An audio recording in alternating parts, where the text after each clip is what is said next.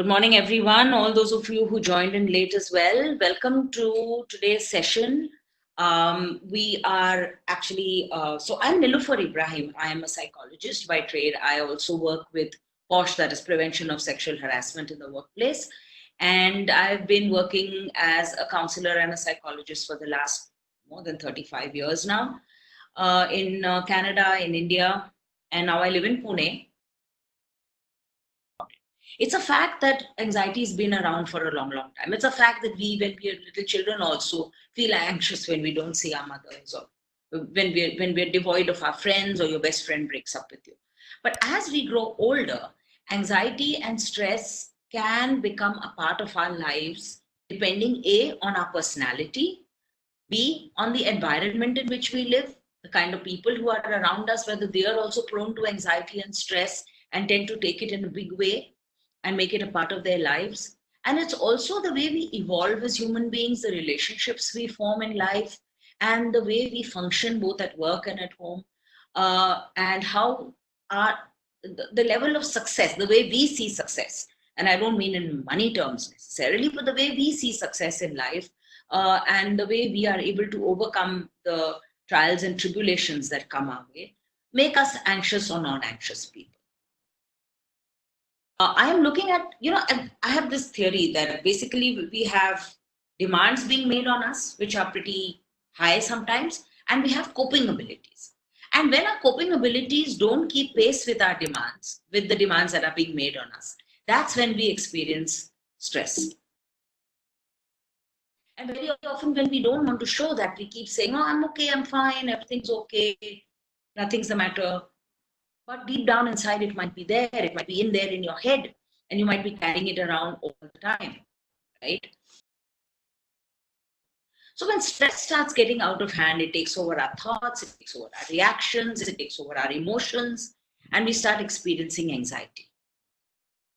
So in the current situation, apart from COVID, why would people be experiencing anxiety? Would any of you like to share that? Why would people, other than COVID, other than the present pandemic, be experiencing anxiety right now?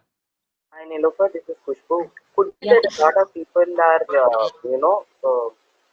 the anxious feeling, as in the uncertainty. There is a lot of uncertainty and fear. So we don't know how the future is going to be. We'll come to this. So good point, Khushbu.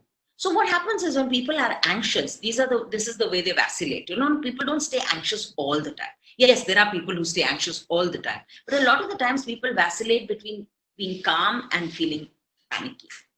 Sometimes they don't feel trust in the situation, and they could be feeling fear because of that. Sometimes they trust the situation. So let's say that we take, what is my government doing for me? So people might feel a lot of trust in the government, and at the same time, they may read things and hear things which make them feel very, very fearful. When I'm talking to people like you who are dealing with teams, I'd say that as a team lead, as a person who's managing people, you would be aware that, and this is a part of good leadership, is that different people are to be handled differently based on the kind of personalities they have. All of them are not the same. You know that.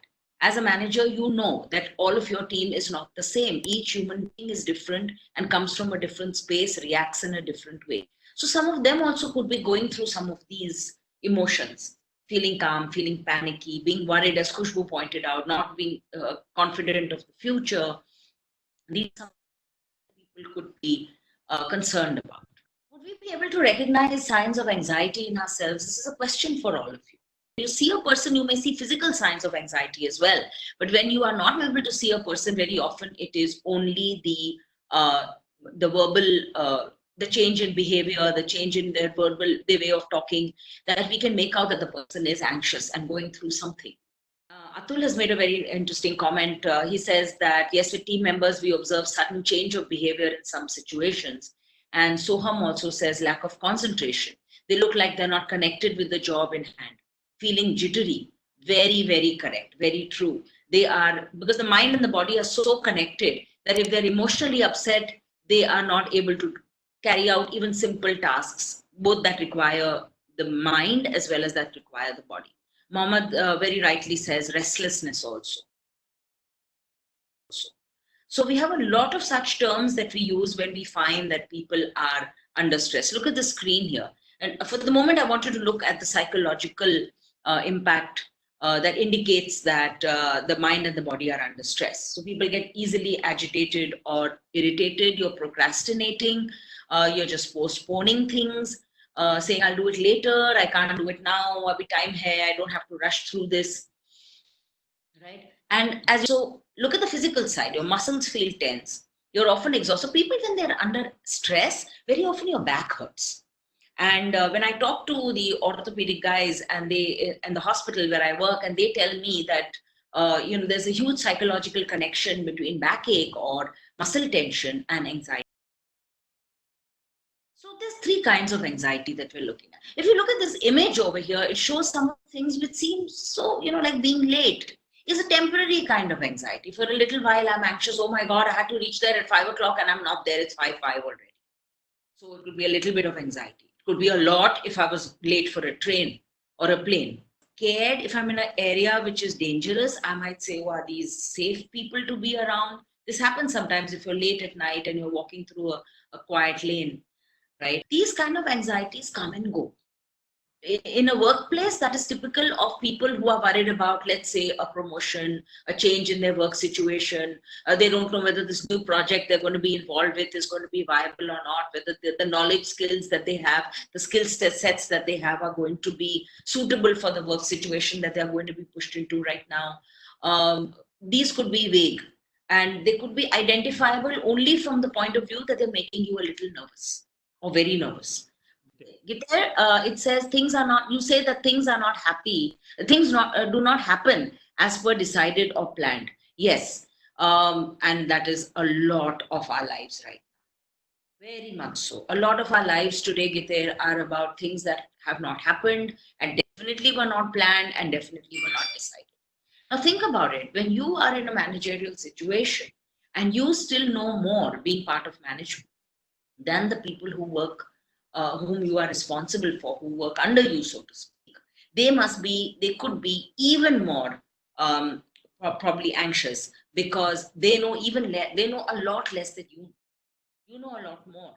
If we make up our minds that I'm not going to focus so much on the lack of physical proximity, I'm going to focus more on the content of what is happening, I'll gradually start feeling more comfortable. So as we can see, there's temporary stress like before an exam, butterflies in your stomach, fear before taking a risk. But anxiety is much, much more than that. It's having panic attacks, frequently overthinking. And overthinking is a very big thing. I get a lot of people among my corporate clients who tell me that when I've not had a very good meeting, when I've not had a good presentation, when I wasn't able to respond to certain requirements of my manager, and I wasn't able to fulfill certain demands that were being made on me, I think about it all the time. I can't sleep for a very long time. I get up in the morning and I'm still thinking about it. My mind is racing 500 kilometers an hour. And what is this? Why am I doing this? And they take it as, this is my nature. This is how I am. No, that was not your nature. You have become like this because you're probably, instead of channelizing your energies into how I can resolve these issues, how I can make them more better next time, what went wrong and what I can do to correct it, I keep thinking about what went wrong and cursing myself or abusing myself or thinking I'm not good enough. As somebody remarked earlier, we keep, as I think it was Mohammed who said that we keep thinking people are judging us. And as I think it was Sunil or Mayank who pointed out that people may not even be thinking about us. I mean, we just think that they are thinking. So when you are looking at your team, let's say your team consists of 5 people, 5 different personalities. Some of them it could be very obvious to you that this person is not being able to work the way he or she normally worked. The work quality has been affected. Why is the work quality affected? So we think, okay, it's maybe they're working from home. Maybe they are, having problems working from home. There could be some other situation happening that we're not aware about. Maybe they are stressed out about something. Maybe they're missing the workplace. Maybe maybe they're being lazy. Who knows? They're not functioning very well because I'm not there watching over them. We think possibly these could be the issues, but are they really the issues? We don't know. How would you find out? How would you know what is causing the effect on work quality? The other thing also that I think people can do as managers is to have a one-on-one conversation with someone, especially when you see a difference in the way they were performing all this time and the way they are performing now. If one-on-one, one can talk confidentially in a confidential manner to one's teammate, a team member, and say, is everything okay? And the person may not want to tell you. They may be very hesitant. They may not be comfortable telling you. After all, you're the manager. If I tell you this, you know something about my personal life, and I may not want to do that.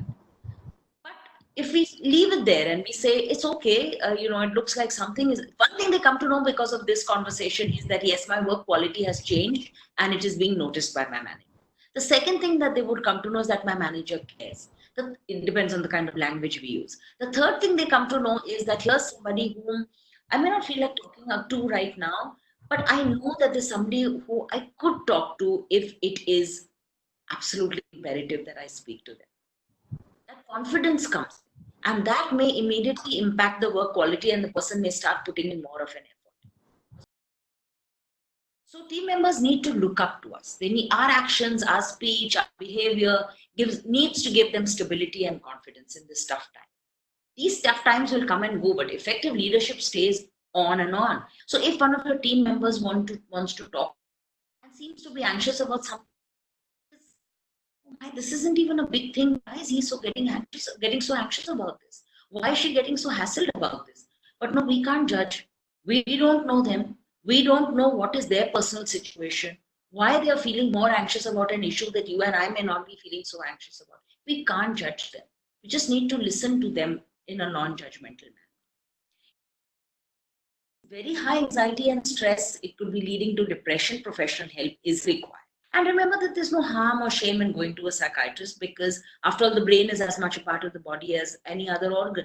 If it is in trouble, we need to help it. Just as it's okay to ask for help, it's okay to ask them whether they need help, your team members, and to be able to get some feedback from them as to how they are doing. We as a team, we also offer counseling. So if anybody wants any help, they can also reach out to us through through emotionally.in, and we would be more than happy to help out.